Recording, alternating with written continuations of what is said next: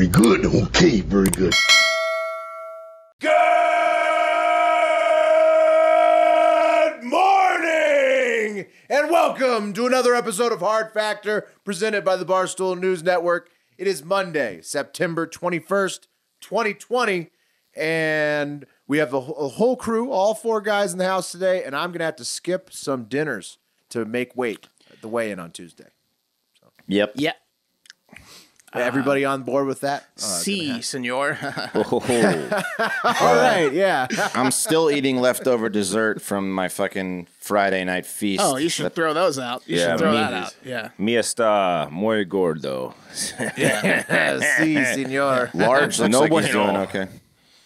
Large is walking all over town. He's walking, jogging. Have you for seen 10 Large seconds in at a time. person up there, Beef? Have you seen him? I'm gonna see Large. So we're taping this late Sunday night. I'm gonna go to bed for a couple hours and go to do Barstool breakfast Monday morning. Oh wow, he was looking slim in his videos. That's right. So you can catch the Beef early on Barstool Breakfast. Well, he's walking his little dog around the neighborhood. That doesn't stress me out too hard. Beef, do you remember the movie Mean Girls? Oh yeah, no, you're saying I should sabotage him? You should give him those fatty bars that he thinks are, protein bars. Tell him something's really healthy that's actually not. 100%. I'm gonna pick up donuts on the way in tomorrow. There you go. And just put them in front of Large. That's a good idea. And then coffee, get like a frappuccino, with the whipped cream and all that. Yeah. He just needs a little stick in the spokes right now. He's got a lot of momentum going. Let's slow his ass down. Yeah. It's his old body. You enjoying up there? I love it up here. Loving this Big Apple. Yeah, I love tight spaces and overcrowding and expensive stuff, and I can't really say enough about New York as a place. Oh, nice. Okay, well, good. Okay, I'm glad that you and Large will be loving it together. Barstool Breakfast. Get me back to Texas. You're doing good, Beef. You're doing good up there. Trying. Yeah. The land of mailboxes. I got 2 Biden mailers in the mailbox this weekend. Two large ones. So, have you guys gotten any to your houses yet? I get a Trump one because I bought the MAGA hat, but no, I haven't gotten anything. And also, people have been knocking on my door, and I've just been ignoring it. That did backfire once a couple of years ago. I've been in this house for 7 years, where I just forgot to pay the gas bill for a while, and someone came to knock on the door to tell me it was the final warning. And then they just turned the gas off and didn't have hot showers for a week that week because it took them 3 days to come back out. And that's just because you didn't answer the door. I didn't answer the fucking door. I have a no answering the door policy. I just don't do it. When that happens, though, Mark, you have to lie to your partner about why the gas got shut off. Yeah, it came out, but then I also I talked to my landlord about it. He's like, "What the fuck do you want me to do? You're the idiot that didn't got it shut off. You got to pay for that." I was you're the shut in with the no answer the door policy, right? Yeah. That was my fault. Hey. Yeah. Well, anyways, Hard Factor guest, Malcolm Kenyatta, he was featured in one of the Biden flyers, so the Barstool bump is real. Also, though, it had an entire portrait of a sad woman with a quote from her blaming her grandmother's COVID death on Trump. That was just in a full-page ad of that. That was intense. So, well, I can tell you what the next flyer is going to have, and that's because I'm sure you all story, right? Yeah, I'm sure you all heard the sad news this weekend, as did all the listeners, and that's of course the passing of Supreme Court Justice Ruth Bader Ginsburg on Friday night at the age of 87. So not too shabby, getting to 87. She was having a lot of health issues in the past few years, specifically pancreatic cancer recently, which is what ended up being complications of that caused her death. Yeah. So that she was tough Friday though. night. She survived a lot of different ailments before that one got her. She was also we'll get into it, but she was dealing with people being extremely sexist to her face in the 50s while she was just getting better grades. Oh yeah, lifetime solid, solid work. Yeah. Right, yeah. But I'm saying even in the later years, it was she was working out. She was having all these horrible health problems, and she's working out and shit. It's cool. Indeed. She's 5 feet tall, 5 foot nothing. Let's talk about some of the things our RBG accomplished before we get into the unpleasantries of what does this mean? In 1993, RBG became the second ever female member of the Supreme Court, the first being Sandra Day O'Connor. Ruth spent her entire career trying to eliminate gender-based stereotyping and bias in legislation and regulations. That was what she championed. She graduated undergrad from Cornell University, ever heard of it, in 1954 in a class that was like 4.5 men to women. And then she was tied for tops in her graduate class of law at Columbia University, where she got her graduate's degree in law after transferring from Harvard, where she was one of 9 students. And the dean of the law school was like, "Why are you women here? Men could be filling your position." So she was like, "Fine, I'll go to Columbia and be the top at Columbia." She taught law at Rutgers and Columbia after she graduated from Cornell because no law firms would hire a female lawyer back in the 50s and 60s, even though she was top of her class. Well, tied, though, technically. Tied. I mean, you yes, said. tied. So. Tied. A female lawyer who was going to do the cooking and cleaning then, said Dewey, Screw 'em, and Howe, right? You know what I mean? They weren't having that. She started to practice law for the American Civil Liberties Union after she volunteered for them. And then she co-founded the Women's Rights Project, which is where the works really started kicking in the 1970s, early 1970s.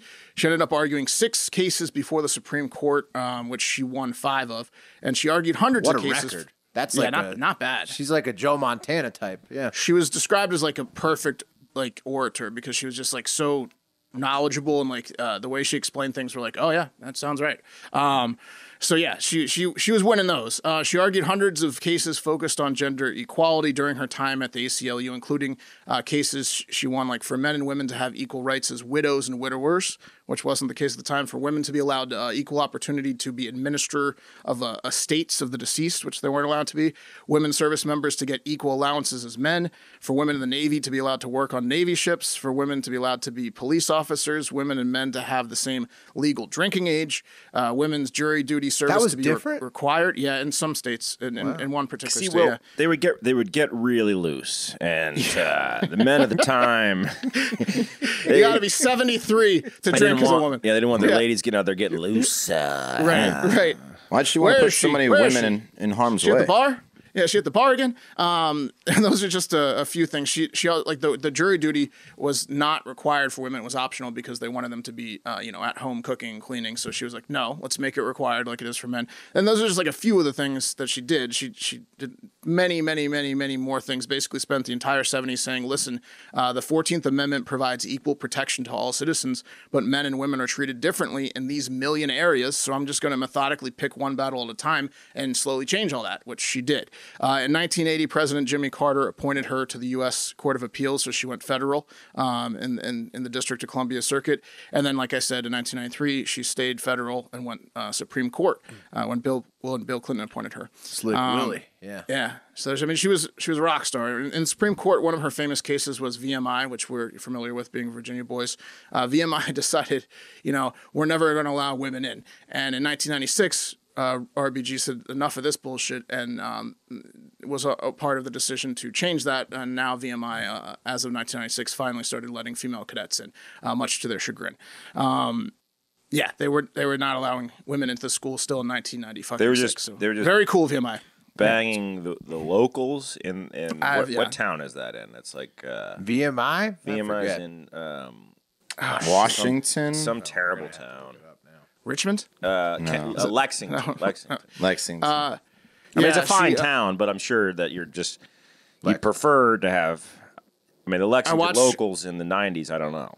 I watched the RBG documentary this weekend, and they covered the VMI thing in detail. And one of the women who got to be a cadet because of the ruling came back for an alumni thing, and one of the older men was like, "What are you doing here? How dare you? How dare you?" So she had to fight a lot of that, and she did. She helped women close the unequal pay gap. You're the smallest man I've ever seen. Yeah. What are you doing with your hair long? She helped women close the unequal pay gap by dissenting in a 5-4 loss in an unequal pay case before the Supreme Court in 2007, Ledbetter versus Goodyear. So they lost that case, but she called her colleagues out for being a bunch of sexist nitwits, and that led to Obama signing the Lilly Ledbetter Fair Pay Act of 2009, which amended Title VII's discriminatory statute of limitations and equal pay lawsuits. So she was instrumental in changing, equal pay laws in favor of women. Just the list goes on and on. She was an obnoxious fan of the opera, like the biggest opera fan out there, and she would often attend in costume with her, I would say, it seems like best friend, Supreme Court Justice Antonin Scalia. The two of them would often poke fun of each other. Yeah, they're like I the love odd the couple. pictures of them. They were hilarious. Like if you watch, like they each like just poke fun of each other and then just laugh because they were like thick as thieves. And it, there you go. You can prove that people on different sides of the political spectrum can get along and not be like terrible pretty to much each other. opposites politically, right? But they're best friends. She's survived by her daughter, her son, and her 4 grandkids, and will be remembered, for the amazing things she did to make the world a better place and more equal place. It's coming just a few months after John Lewis, one of the most influential civil rights leaders, passed away. So this is summer 2020 really took the piss out of us by taking away like the greatest women's rights person and like greatest civil rights leader of our of the past couple generations from us. Which is terrible to lose those 2 trailblazers, but they're gone. And so thanks 2020. Yeah. They also worked, into their late years. RBG. When 7 years ago, there was an offer from President Obama to, at that point, maybe step down. She wanted to step down and deal with health issues that way, and it was, ended this way instead. So they were, they wanted to keep helping, and they did. Up until the day they died. A couple powerful quotes from the super diva were, "I ask no favor for my sex. All I ask of our brethren is that they take their feet off our necks." So take that. And then when asked how many women there would be to be enough women in the Supreme Court to make her happy, she said, "When there are 9 women in the Supreme Court," which was like, oh, shit, didn't think about that. And she was like, no one bats an eye when there are 9 men, so why not? Okay, now to the unpleasant part where we have to shift from saying RIP, RBG, to say what's next with the vacant seat. So what do you guys think?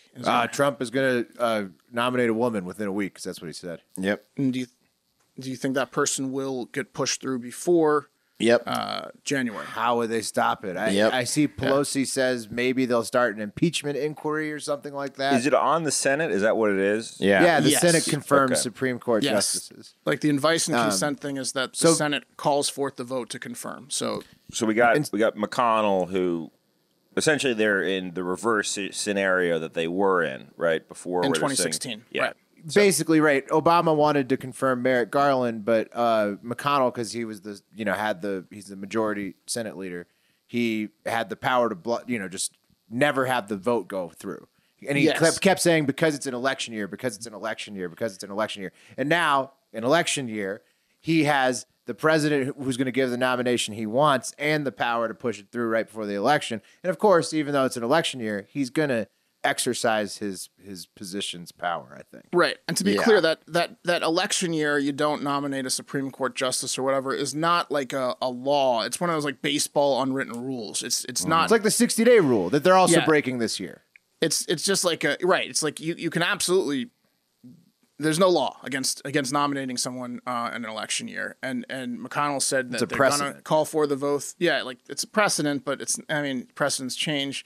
McConnell said he's going to call forth the vote, and I think that they will. They also Mitch McConnell has been instrumental in the change from 2016. The Supreme Court, all because of Mitch McConnell. Oh, he's got his hands all over everything. Oh my God, he's good at his job. And they think they're going to get rid of him in Kentucky. That's the craziest part. I don't know what that predicted race is at, but we should check that out. The Republicans need to hang on to him forever. Merrick Garland was sitting for 290 days because Scalia died in March 2016, and McConnell just refused to hear anything to call forth the vote. And now he's saying he's going to. And it's pretty. He also in 2017, what happened was when they finally were trying to get Neil Gorsuch through, and it was taking forever. When Trump was trying to get his first appointee through, McConnell changed the rules again, changing it to be that when people were doing a filibuster, they can call forth the cloture, which is like, okay, this filibuster must end. He's as slippery as his neck looks. I don't think he's ever done cocaine, you can never get a handle on that guy. Unless that makes him smarter. And I don't know, but with the cloture rule where you have to call a vote within 30 hours of filibustering, they changed it in 2017 to now you only need a simple majority. And that's how they got Gorsuch through. So they have a simple majority. So the filibuster won't even work. in the Senate.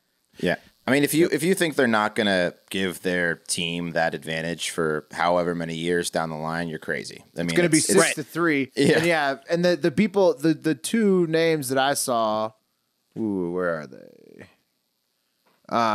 That young lady, Amy Hold on. Sorry, I can't find it.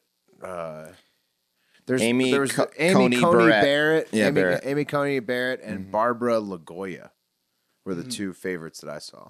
Yeah. And do we know what are their stance on Roe v. I know Wade? that That's Coney the big question, Barrett is right? much more hardcore on the abortion front. So she would be the one that would be. I think she's in favor of like overturning Roe versus Wade stuff. I'm not sure about Barbara LaGoya and the other, and there's another favorite as well. We will see. Well, yeah, that's it. But most importantly, R.I.P. Our Ruth Bader Ginsburg. Yeah. Yeah, Great person. for sure. Lived a storied career. Oh, yeah. She's pretty religious, this Barrett lady, it looks like. Yes, We'll see. All right, Wes. Yeah. All righty, guys. No need to worry. He's fine. Everything is fine. President Trump is safe and sound. Can you guys hear the guy mowing his lawn out there? No. Maybe a little. A little late for a lawnmower. This guy mows his lawn like 3 times a week. Let me fucking tell you. I'm going to call the police. He's got on the that best guy. lawn in town this The summer. other day on radio, you were like, "There goes a motorcycle," and I very clearly heard it. Yeah, so I don't know. Yeah. All right. Sorry, we'll work through it. He's just edging again because it's been a day. The sun is down. I don't understand what he's doing. Well, these are the Not in fancy Texas. home studios of Hard Factor. Okay, this is just it brings that flavor. You get a little piece of home from each. He doesn't respect dinner time.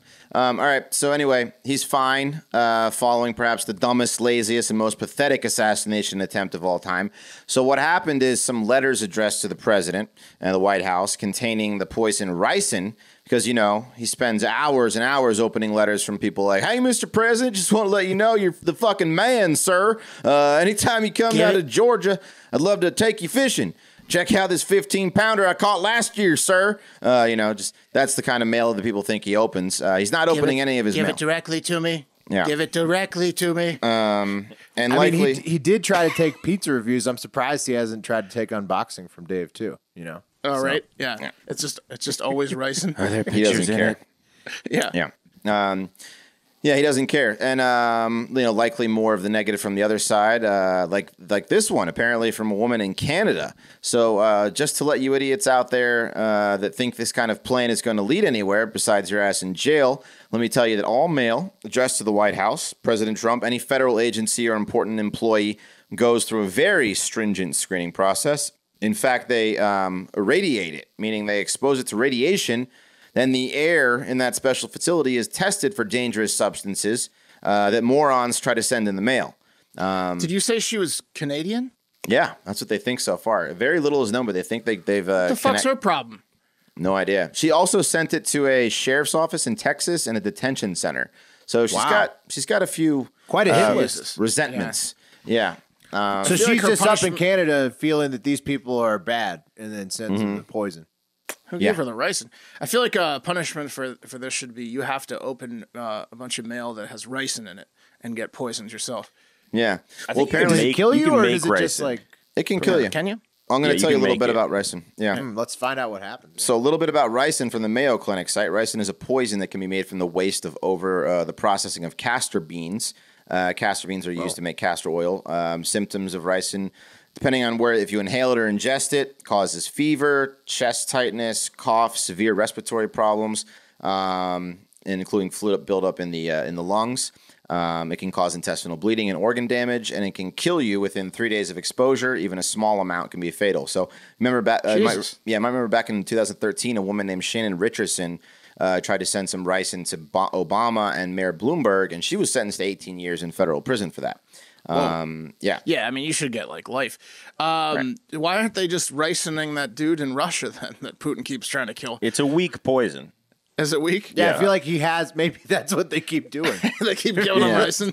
It's definitely not as effective as the Like ones. government engineered some lady with some castor beans in her pot. It's very different. Yeah, good point. Right. This sounds like exactly. It sounds like a witch doctor could brew this up. Yes. In a kitchen. It's a classic Dateline ingredient. Like 1 in 4 Datelines has to deal with ricin poisoning. Just 2 more days till my beans ferment. You'll see. Apparently, some guy back in 2018 tried to send some to Obama, but he literally just sent the beans. He didn't send. He didn't read the instructions. Yeah, he didn't actually send rice. He just sent the beans. He hopes remember that that they do the rest themselves. Yeah, they break them down. It wasn't the first time old Jerry had been accused of taking shortcuts, and it won't be the last. Right. It's just lazy. Maybe by the time it gets there, it'll do its job. He didn't even try to grind them up. No, just beans. Well, he might have tried to ground the beans, but he did not do the whole process. He just left a note to toss the box around. You can toss this around. Take a big Swallow sip. these beans. Sniff of this. So they think it's this woman in Canada, not connected to any terrorist organization, they're saying, but the investigation is ongoing. More Trump news. The only terrorism going on is inside her own head. Oh, yeah, for sure. There's an attack. It probably wasn't even ricin again. Who knows? More Trump news. TikTok users can just beans again. just ground up beans. Yeah. Yeah, you got to. I'm never eating castor beans. You got to know your role, guys. You don't try to be a Canadian assassin. You're just. It's not in your blood. It's not going to work out for you. It isn't. Yeah. I'm pretty scared of those Canadian hitmen. It doesn't really ring a fearful tone to it, does it? No. Yeah. No, it sounds like a joke. It sounds fun, honestly. Yeah. Sounds funny. Yeah. More Trump news. Is that a new TikTok- nightclub? Yeah, Canadian exactly. assassin. Wow. Sounds like the start of a punchline or like a movie or something. Yeah. Now drinking beers, Canadian bar partners. I'm in. That sounds right. awesome. Yeah, is this a bar that's only Molson's? And you 2 just assassins walk into a bar, a Polish and a Canadian. And then, And they have a great insert, time. Oh, and it's vodka. Insert that they fail miserably at the vodka and beers. Yeah. It's actually just a bar that serves vodka and beers. Yeah. They don't realize that they themselves were each other's targets. Yeah, something like that. Okay, you want to get some more Trump news? Yeah. Sure. TikTok users can rejoice as it seems the ban on the social media platform, which was set to be banned last night at midnight and go on indefinitely, has been averted. So what is going to happen is that Oracle and Walmart are going to start TikTok Global. They are going to Walmart's in on it now, too? Yeah, Walmart's in on it now. They're going to get 20% of TikTok. This is not set in stone yet. The deal hasn't been finalized, I don't think, but this is what it looks like. 20% of TikTok from its parent company, ByteDance, and run that over here in the U.S. And while this seems to satisfy Trump's demands and alleviate his national security concerns, some people think that it's just China has the exact same control, like Chris Kelly, who was Facebook's former chief privacy officer.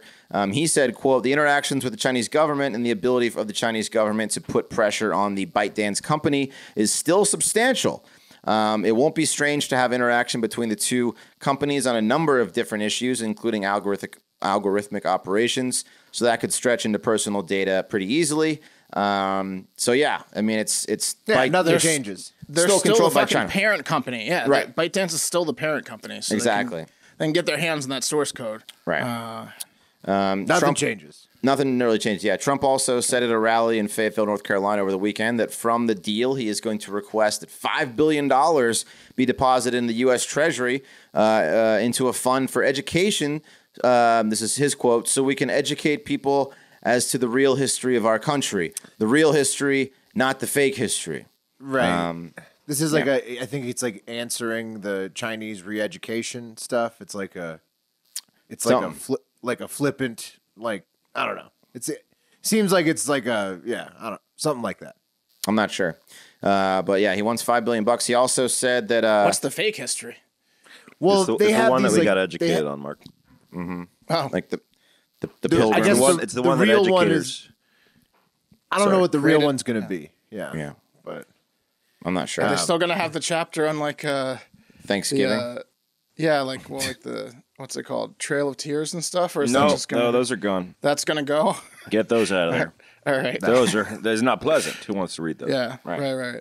I don't know what the hell is going on. Why he's like branding it something else. Sounds very propaganda-y, though. It really does, doesn't it? Yeah. He also said of the deal, my only problem is that they did it so fast. I should have asked for more. So he's having some buyer's remorse. He's expecting TikTok to create 25,000 U.S. jobs and believes they will be headquartered in Texas, probably in Austin. So that's what's going on in Trump's world. Yeah. Nice. You ever met someone like an older guy who like somehow gets a couple together and then just takes credit, or an older woman for the matchmake for the rest of her life or their lives? Like, I got them together.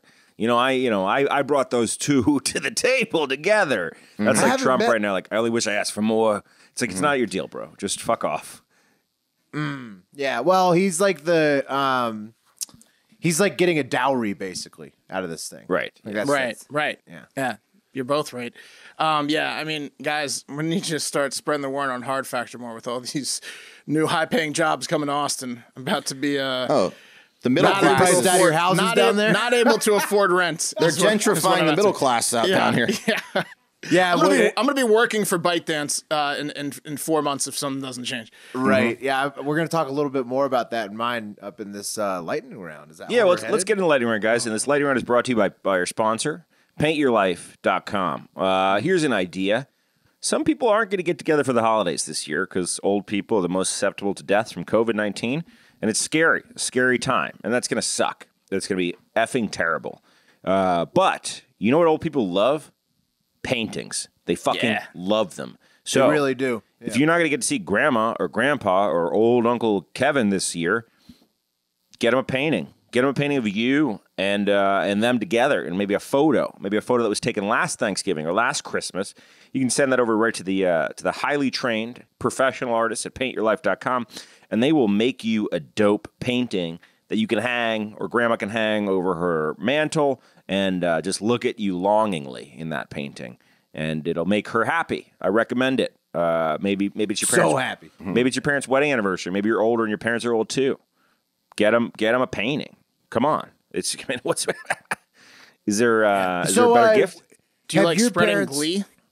Beav, I have a question specifically for you. Have your parents requested an updated portrait of you now that you've updated your look? No, my dad hates this look. My mom also hates it, and that's why. So you're not going to send them 35-year-old man Beav. still sticking it to my parents. Sorry, Dad. It feels good. Never stops feeling good, really. But anyway, guys, PaintYourLife.com is an awesome gift to get for the holidays coming up, and it takes about 3 weeks. So if you get on it now, you can have it by Thanksgiving. So I would get on it. Get a professional hand-painted portrait or painting created from any photo at an affordable price. Right now, you can get 20% off that bad boy. All you got to do is text 64,000. You got to text the word factor to 64,000, and you'll get that code, baby. And you know what else? Free shipping. So to get this special offer, text the word factor to 64000. Just shut up already, right? I will. Free shipping. Just shut up. Yeah. Come on. I know. It's pretty much. It's ridiculous. Get the painting. It's You'd amazing. be stupid not to. It's like turning down a winning lottery ticket. So don't do that. 64,000. Text the word factor to 64,000. Guys, finally. The World Meteorological Organization, a.k.a. the body that names storms, woke up and is doing their part to combat the relentless assault of tropical storms and hurricanes hitting the south coast of the United States. And they did that by calling them an insulting name for the first time, and I really hope it's a trend that sticks. Right now, Tropical Storm Beta is set to make landfall on the coast of Texas this evening. Come on. But hopefully it will live up to its name and lack the self-confidence to do any real damage. I hope the trend of insulting storms will buy us enough time to figure out some sort of Tell me how climate change small solution. and weak Beta is, real quick. Oh, Beta is Oh, my nada, God. baby. Beta is nothing. No, it worked. It stopped. It stopped in its tracks. The other, like at the time this recording, or like yesterday, 'cause it was so scared. It reversed course. Yeah, it just stopped completely. It just didn't know what to do. It was like scared. Yeah. It Yeah. asked too nicely for napkins, and somebody told it to fuck off, and it turned around. Exactly. to save our own asses, unfortunately, because it stopped, because it's such a little beta bitch, it's going so slow that if it does make landfall, it might flood the fuck out of everything. Oh, no. That's not going to happen. Yeah. Beta never finishes anything it starts. Guys, I think some other names that should be considered for future storms. I'm going to throw a couple out there. Lil Bitch, Punk, Hurricane Anus, and Lil Ugly Dude. You guys got any? Hurricane Anus. I like that one a lot. Wait, do you know why they're doing this? Yeah. Why is it called a beta? Because it just Yes. It's just no, they just happening. moved. They moved on. No, it's not The just Greek they moved on alphabets. to- They ran moved on out to the of Greek alphabet. Yeah. They ran out of names. So next it's alpha, beta. So we're going to have Omega. Yeah, we'll have all that stuff. They had to move on to the fucking Greek alphabet. You don't want to get the Omega. Good Lord. No. No, That one's going to be terrible. That means Alpha already passed, though. Luckily, Right, so Alpha yeah. was. Thank God that was gone. No one heard about that. Thank God. Yeah, send Alpha to different countries. All right, Will. All right. Next up in the lightning round. Now, this one's called Nevada-fornia, and it comes to us from my wife in the Hardo Hive. Thank you for agreeing to marry such a disgusting human being, babe. Glad that you're still enjoying it while you carry our child.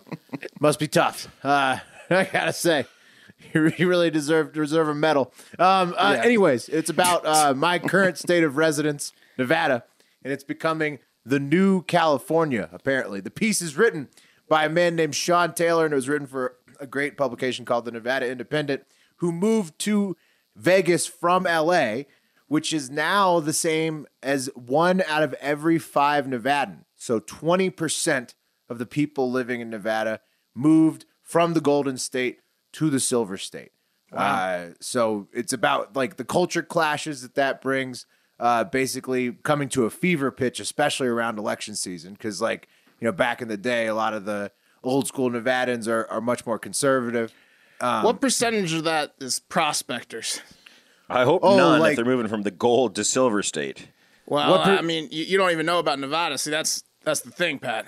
There's a lot of prospecting going on. I feel like everybody, though, out west has a lot of prospect because the 49ers, you remind yourself, that was California. They got picked clean, and now the smart money's in prospecting in Nevada. Well, what's happening? No, gold's over. I think don't waste your time with gold. Silver's the new gold. That's it. Exactly. We have a new kind of silver. They know what's happening, I think, is mostly taxes and wildfires. And so, that combination, the fact that you can come over one state over, no and income this tax. map I found with an X on it. And the legend An of Philly's X and gold. a dollar sign where the X is. That's why I'm here. But anyways, they're talking about like the culture, and I was wondering, in Texas, guys, have you Joe Rogan, he's moving to Austin. You guys got these TikTok people moving to Austin. Are you guys seeing that out there? This culture clash with like all the tech people moving in. We've been seeing that for 10 years. You know the answer to that question. It happened the second we moved to Austin. Yeah, they could write the same article about Austin, Texas, and California, whatever they want to call it, Califexis. Which pretty much means you can't buy a fucking house because they'll come in with all their cash, their they got all cash. their cash and all their fucking gold. I agree. I think in Austin, Texas, this has actually been happening way longer than it has been to Vegas and Reno. Or maybe not because they're so close, but maybe to the degree. There was tons of Californians moving into Austin when I was living there. Still doing it. Yeah, I'm sure they are. TikTok, you got more coming. Joe Rogan and TikTok among them. And with all these Californians coming over to Nevada and other states like Texas, are they going to influence elections? Yes, for sure. I think they will at some point, but not as fast as some presume. At least in Texas this year, which is why, as of now, we've given this pick on the show before, but I still think that it's good return to hammer red in Texas this election season across the board. It's a decent return in almost every race still, Senate, presidential, whatever. Just, I think that it's pretty safe money. I don't see many strong tickets coming through that are going to knock Texas off of its thing, at least not yet. I don't think it's that packed of Californians yet. Anyhow, remember to go to predictit.org/promo/hardfactor20 to get your first $20 matched on us in the stock market of politics. Then you can put 40 on whatever you want. Oh, hell yeah. Hey, yo. Yesterday morning, a Manhattan subway train derailed after a vandal who was said to be homeless and, quote, laughing maniacally threw metal clamps onto the subway tracks. It's that easy, huh? That's not good if like- it's that easy. It's not We good. need to get. Was it all. Doc Octopus? This guy should marry the ricin lady. It's not good. 3 passengers suffered minor injuries. Details are sparse, but I assume at least one of them was an attractive female because it was in fact confirmed that one of the other ones refused medical attention. I'm cool, man. I don't need any. I'll just go walk I it see off. what you're saying. Gonna walk it off. Trying to be impressive, yeah. So what- Missing a leg. How do you what do you do with these metal strips on the track? So they were like clamps and plates, and the MTA had kind of just left them down there while they were working on the train. So this guy had access to them. And Never he just mind now. started tossing them on the fucking tracks while laughing in like a fucking like I'm gonna throw my pets on the track. Samuel L. Jackson from Unbreakable situation. Jesus. Yeah, the saboteur tossed the clamps on the tracks. But dude, check this out. A bystander, just a regular subway Joe, leapt onto the railroad tracks to clear the debris before the train pulled in, according to a police source. But the provocateur had more clamps, so he just kept throwing them in. Oh no! It was a never-ending process. Resistance is futile. Throw one out, I'll throw 2 more on. What a dick! He's a fucking dick. Turns out the perpetrator was a 30-year-old homeless man with an extensive criminal history. And he just kept throwing clamps that were being left behind by the MTA workers as the train approached. Good Samaritans did hold him down until the cops came, and he's in custody now. Good. Oh god, that must have been a fun task. Yeah, must have been a real spitty task. Yeah, hold down this. Bet it smelled Lock great. that guy up. Smearing feces all over. What am I going to do this afternoon? I'm going to try to derail a fucking train. That's Yeah, what what I'm a gonna do. fucking asshole! It was like it looked like a sardine can. Like it was not. Thank God no one got hurt, but it was still like one of the worst derailments Manhattan's ever seen. Yeah, it's horrible. I mean, it's insane. It's crazy that guy's trying to do that. All right, finally, one last story. It's a tale as old as time out of Louisiana, where a young man with the Bama swoop haircut. You guys know the one, like the long. Yeah, the Bama frat, swoop. Southern Who could frat boy. forget? Yeah. Exactly. That haircut. He's been arrested after being caught in his girl's apartment with drugs and guns, which is just a typical bust, you think, right? He's just like a drug dealer. He's got guns in his truck, whatever. Nothing abnormal. But it was when the cops got Justin Savoy into the Lafourche Parish jail is when they discovered that he had actually been keistering, which is hiding something inside your ass, an extra gun the entire time. It was a 4-inch long 25 caliber gun, which is an odd caliber. But he just literally rolls with a gun inside his ass cheeks completely at all times. So He shoved a lady's gun up his ass? Basically, yeah. well, Will, I'm looking at this, and I think that he might be a Homa original guy. So if he's from Homa, I'm not putting it past him. We need to check in with our Homa clan to see if this is standard Homa behavior. We need to check in with Cody to Yeah, see. but look at him. He's got like, like you said, the pretty boy swoop and stuff like that. Like someone was going to find that thing. Someone was going to get in that boy's asshole. if that's really his move, even if he's from Homa, I think he's known for that move. It's like, oh, you know Justin? He's the Good thing guy. they found it before someone raped it out of him, and then there was a huge Well, yeah, the incident real in hack- in the shower where everyone getting shot. Is if he can fire it while it's still inside him. That's What the if he real could be hack. accurate? Yeah, firing out of his butthole. I don't know how you fucking keep Kegels. a bare metal gun inside your ass. Wow. But this that's- kid does it. Wasn't the first time he keistered something, clearly. No, he's a pro. It was a Derringer. It was like it was a like putting Taurus. shoe up your ass. It was He's a like the Taurus weirdest model. clown. He's got like one of those rope strings that keeps coming out. Oh, it's yellow, red, blue. Check it out. It's still going. Well, now he's Before definitely he fires it, he like lays down like an Arnold Schwarzenegger style catchphrase. He's like, I got some real bad gas. right before he shoots it off. I bet I clear the room.